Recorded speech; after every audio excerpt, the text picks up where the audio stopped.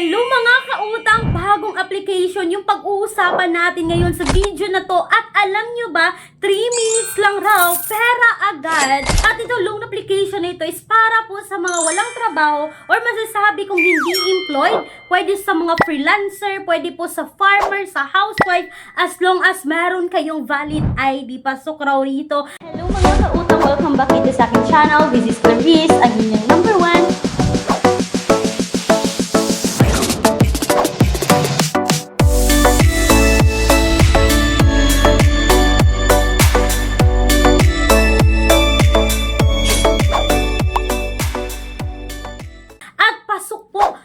Valid ID dito na UMID, passport, driver's license, SSS, PRC, postal ID, national ID, GSIS, at yung PhilHealth ID natin. At yes, mga kautang, no, nung ako'y nag-apply dito, postal ID po yung ginamit ko sa pag-apply rito. At hayaan niyo muna ako na i-share sa inyo ang personal experience ko dito, yung interest rate, at kung magkano nga ba yung nakuha ko dito. Dahil sabi dito sa kanilang platform, 1,000 to 50,000 raw ang pwede nating mautang dito. At alam naman natin yan mga kautang, kung tayo ay first time loaner sa kahit anumang loan application, magsisimula po muna tayo sa small amount. At yan yung pag-usapan natin ngayon. Pero bago yan mga kautang, gusto ko lang sabihin sa inyo na still nag-a-assist pa rin po ako sa bank personal loan na palagi kong binabanggit ng paulit-ulit sa mga video ko mga kautang. Email me right away, Clariza, and you can also Viber me.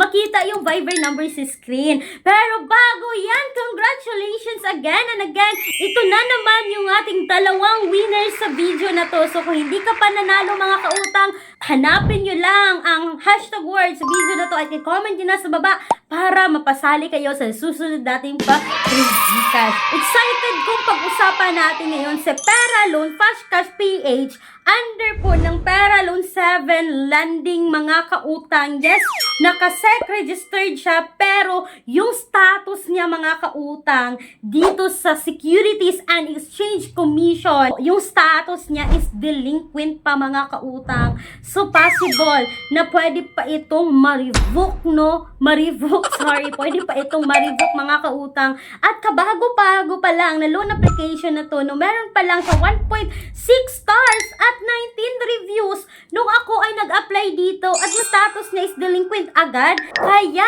nag-install at nag-download ako rito mga kautang. Hayaan niyo muna ako na i-share. Please watch this video. Wag muna kayo umutang kasi kailangan niyo itong i-install at i-download. So, kailangan nilang i-access yung SMS natin, yung location, yung device data natin, at yung camera and albums natin, at ang app usage sa phones natin mga kautang. No, kailangan talaga nating i-on yung app usage sa phone natin mga kautang, no. Kailangan talaga natin yung i-on para makaproceed tayo.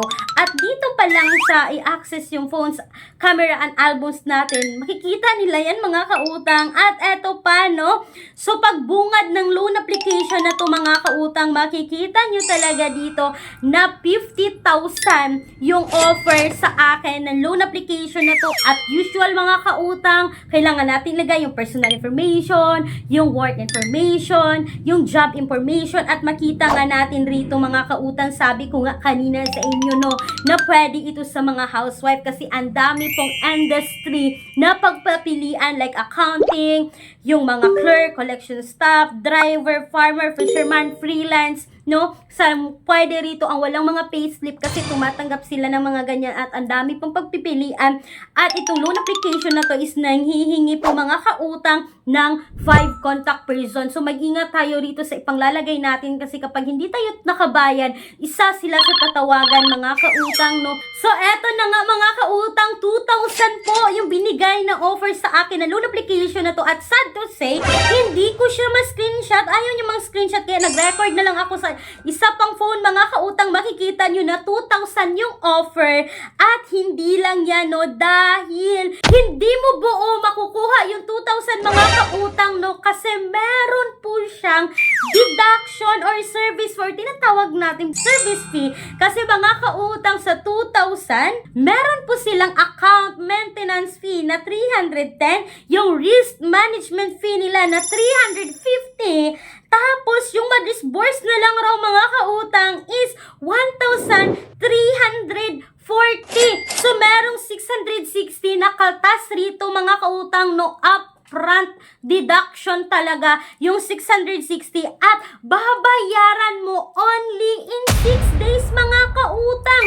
So sa 6 days po nito, yung babayaran mo is 2,153 pesos. So aside sa deduction nila na 660, meron pang interest na 153 pesos mga kautang, no? So pagpasensyahan nyo na, hindi ko talaga siya pwedeng screenshot, kaya record ko na lang. Makikita nyo ngayon siya sa screen. So para sa akin, hindi po ito advisable or hindi recommended yung utangan around 2025. Kasi mga kautang, aside sa delinquent pa siya sa SEC registration or sa Securities and Exchange Commission, hindi po ito submitting and hindi po ito accessing entities sa CIC. Kaya beware po kay Pera Loan mga kautang, nakabagong-bago pa lang sa Google Play Store.